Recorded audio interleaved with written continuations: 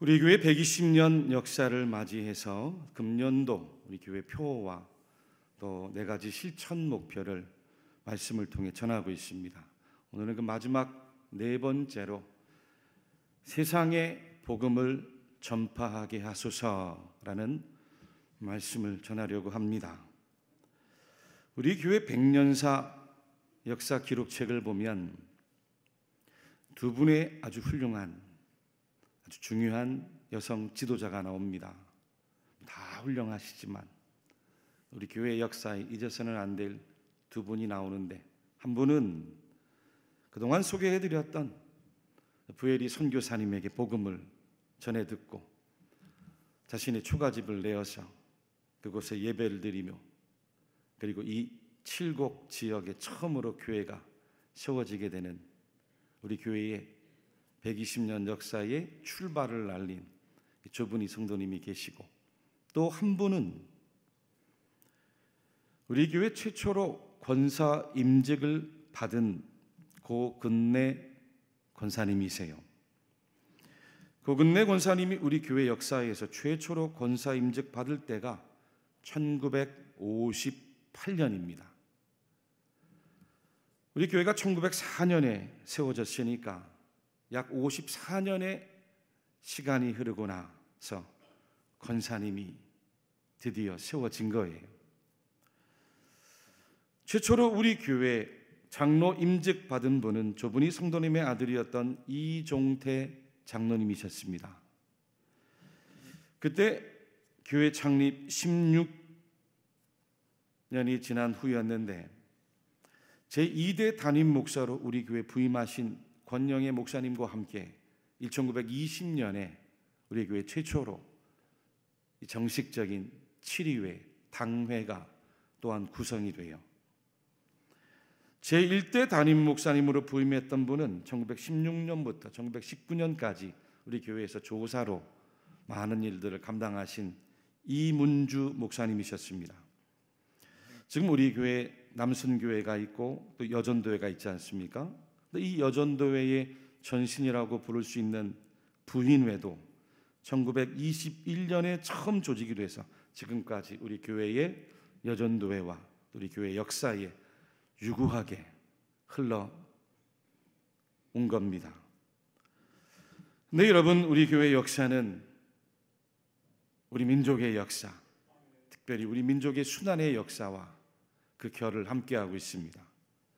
일제치하 때에 이 신사 참배 문제 때문에 교회가 분열을 하고 갈라지게 돼요.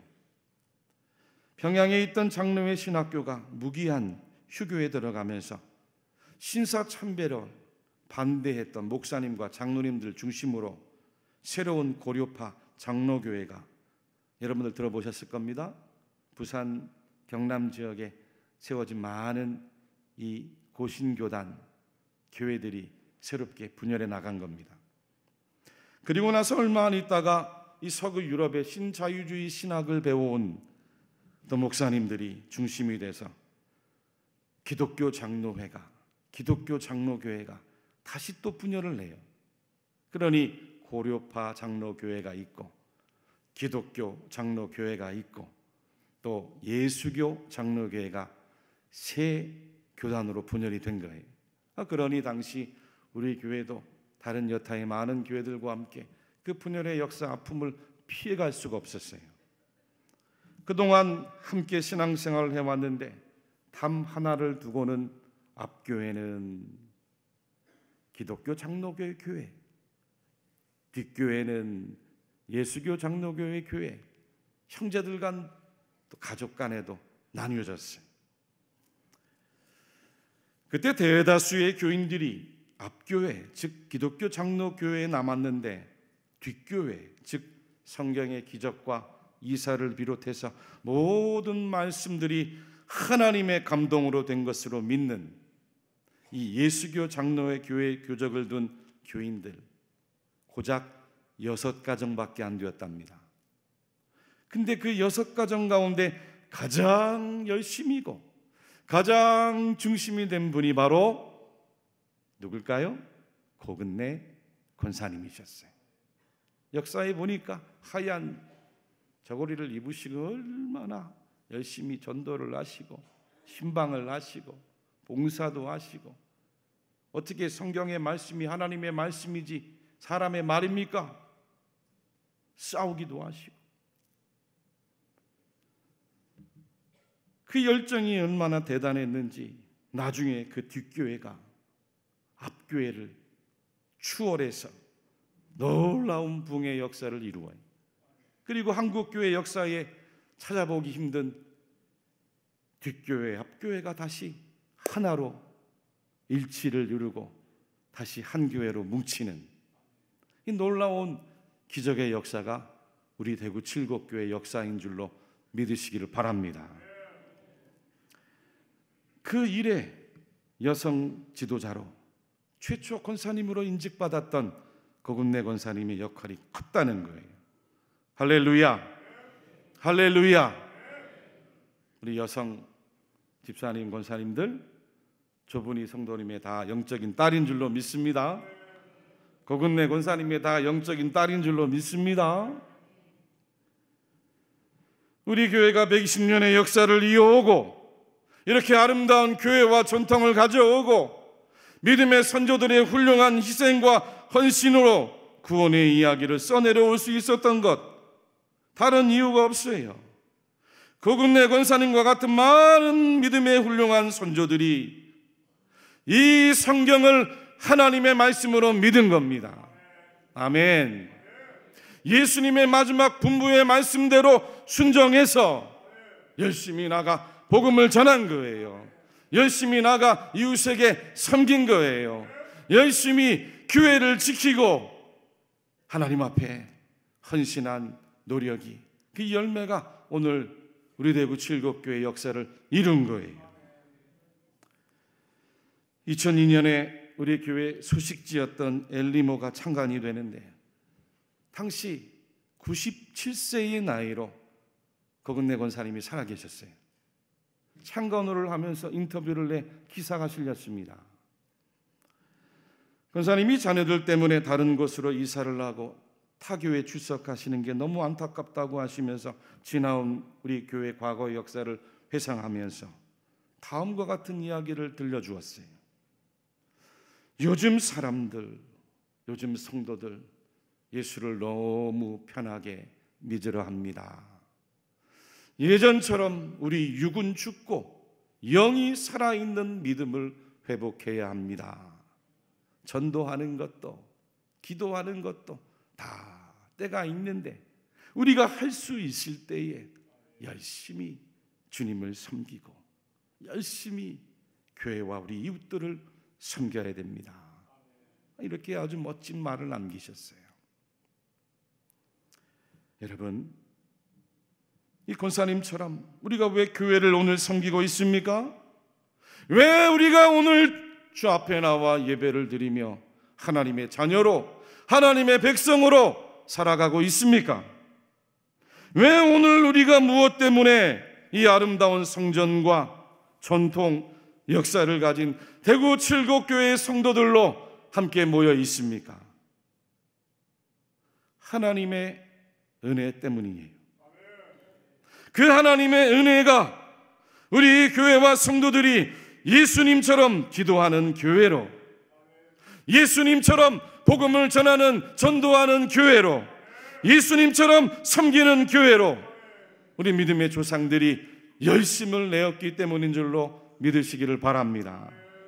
오늘 읽은 성경 본문에도 예수님이 얼마나 부지런하게 기도하고 계셨습니까?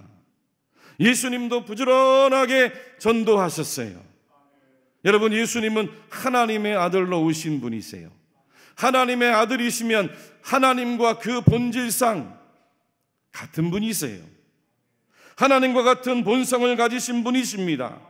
하나님처럼 얼마든지 능력도 행하고 기적도 행하고 놀라운 역사를 베푸시는 분이셨어요. 마태복음 26장 52절과 53절에 보니 이에 예수께서 이르시되 내 칼을 도로 칼집에 꽂으라. 칼을 가지는 자는 다 칼로 망하느니라. 너는 내가 내 아버지께 구하여 지금 12 군단 더 되는 천사를 보내시기에 할 수 없는 줄로 아느냐. 베드로에게 주님이 하신 말씀이에요. 예수님 십자가 못 박히기 전날 밤 제사장들의 사주를 받은 군사들과 종들이 예수님을 포박하기 위해 예수님의 몸에 손을 대었습니다. 그때 그 옆에 있던 사랑하는 제자 베드로가 품속에서 칼을 뺐어요. 그리고 예수님을 포박하려고 하는 그 종의 귀를 잘랐어요. 그때 예수님께서 그 종의 귀를 다시 붙여주면서 베드로를 타이르고 권면하신 말씀이에요. 나무라신 말씀이에요. 여러분, 예수님은 하나님의 아들로 신적인 본성을 가지셨습니다. 이것은 굳이 예수님이 기도하지 않아도 된다는 뜻입니다. 예수님이 무엇이 모자라서 하나님 아버지 앞에 기도하셨겠어요? 하나님과 태초부터 말씀으로 함께 계신 분이 예수님이셨어요. 하나님과 동등된 능력으로 예수님은 모든 만물을 붙드시고 모든 만물을 운행하시고 모든 만물을 존재하게 하신 분이 바로 예수님이세요.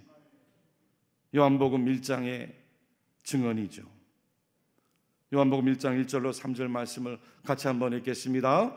태초에 말씀이 계시니라. 이 말씀이 하나님과 함께 계셨으니 이 말씀은 곧 하나님이시니라. 그가 태초에 하나님과 함께 계셨고 만물이 그로 말미암아 지은 바 되었으니 지은 것이 하나도 그가 없이는 된 것이 없느니라.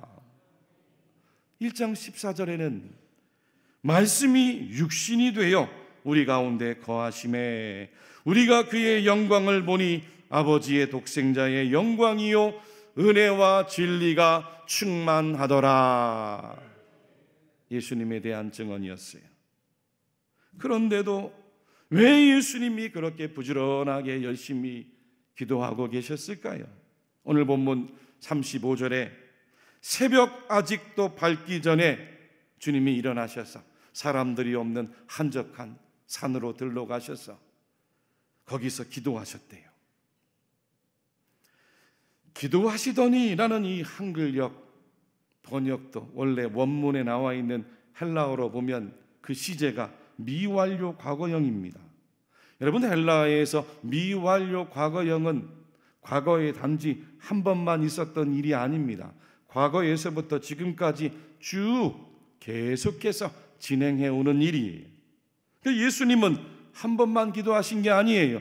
평소에도 예수님의 삶이 새벽 미명에 이른 아침에 일어나셔서 기도하신 예수님의 모습을 가리킨 거예요. 반복하면서 계속 부지런히 기도하는 삶을 보여주신 거예요. 그뿐만입니까? 38절과 39절에 예수님이 놀랍게도 직접 사람들을 찾아가 전도하는 모습을 보여주고 있어요. 38절과 39절 말씀도 같이 한번 읽어볼까요? 시작. 이르시되 우리가 다른 가까운 마을들로 가자. 거기서도 전도하리니 내가 이를 위하여 왔노라 하시고 이 온 갈릴리에 다니시며 그들의 여러 회당에서 전도하시고 또 귀신들을 내쫓으시더라. 아멘. 얼마나 놀라운 이야기입니까?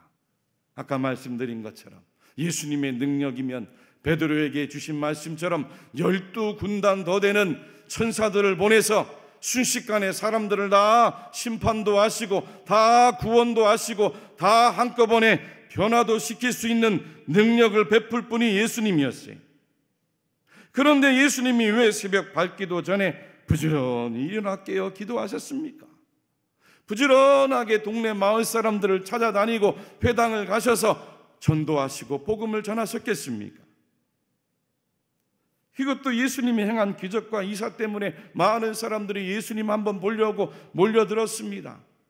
제자들이 와서는 이 얼마나 좋은 기회예요. 예수님 때문에 자신들도 얼마나 인기가 높아지고 자부심이 대단했겠어요.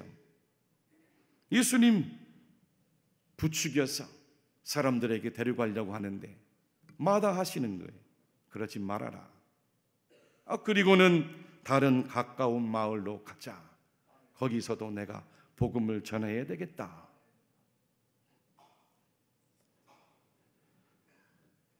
실패하고 불순종했던 첫째 아담을 대신해서 하나님 말씀에 순종해 사람의 본연의 모습이 무엇인지를 보여주시기 위함이었는 줄로 믿으시기를 바랍니다.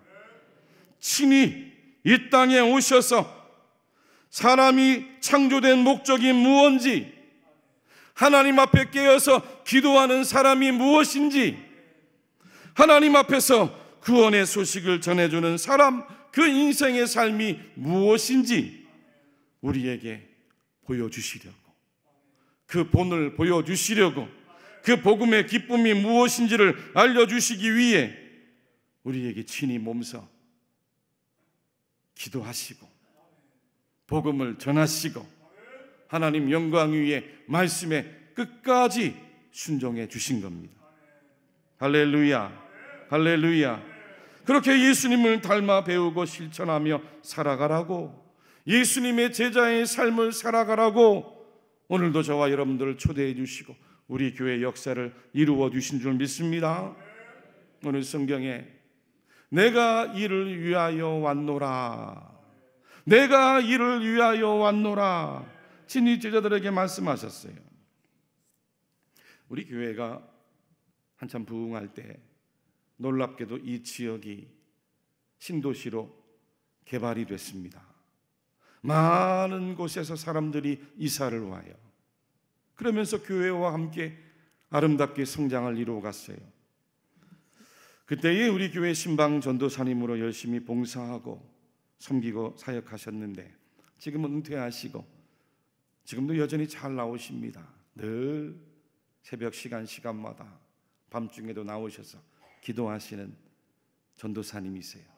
어느 날 그 전도사님과 함께 이런저런 이야기를 나누게 되었는데 전도사님이 이런 이야기를 들려주시더라고요.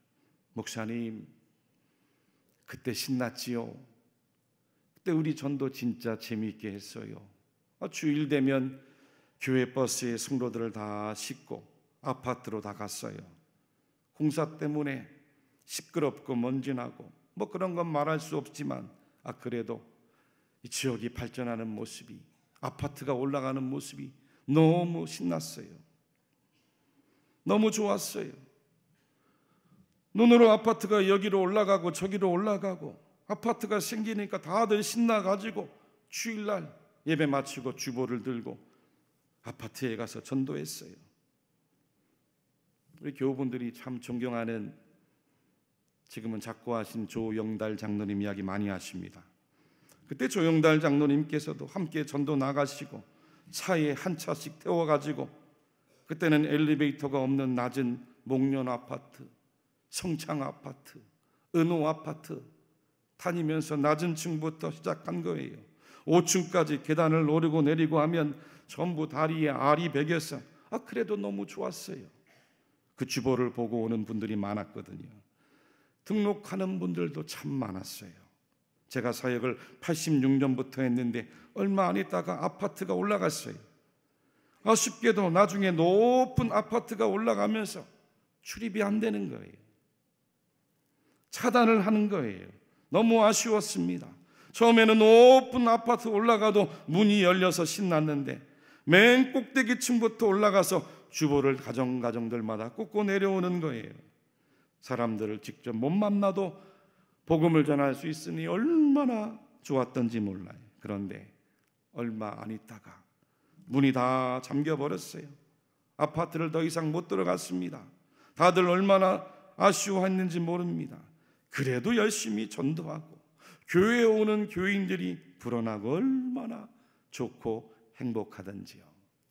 그렇게 모두가 열심히 기뻐 전도했답니다.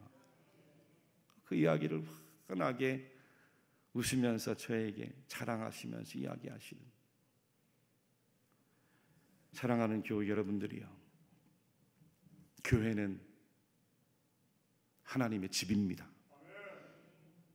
교회는 영혼들이 매일매일 이곳에 와서 구원받아야 할 하나님의 집입니다. 죄와 허물로 죽어가는 이 지역의 수많은 생명들이, 상처 입은 심령들이 이곳에 와서 위로를 받고 다시 회복을 하고 앞길에 대한 미래를 찾고 하나님을 만나 뵙는 거룩한 하나님의 집입니다. 그 사명을, 그 거룩한 사명을 잘 감당하라고 우리 교회가 특별한 120년의 은혜를 받은 줄로 믿습니다. 그 사명을 깨달은 우리 믿음의 선조들이, 권사님들이, 집사님들이 복음을 들고 지역을 변화시킨 거예요. 믿습니까? 복음을 전하며 생명을 구원한 겁니다. 오늘 우리 교회가 이루어진 거예요. 할렐루야.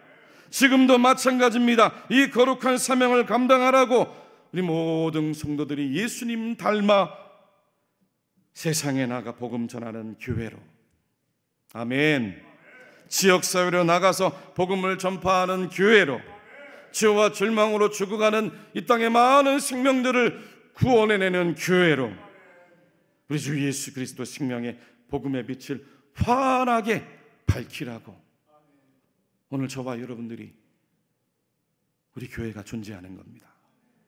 할렐루야, 할렐루야. 이 사명을 잊지 마시고 우리 교회가 하나님 앞에 늘 칭찬받고 영적으로 앞서가는 교회가 되십시다.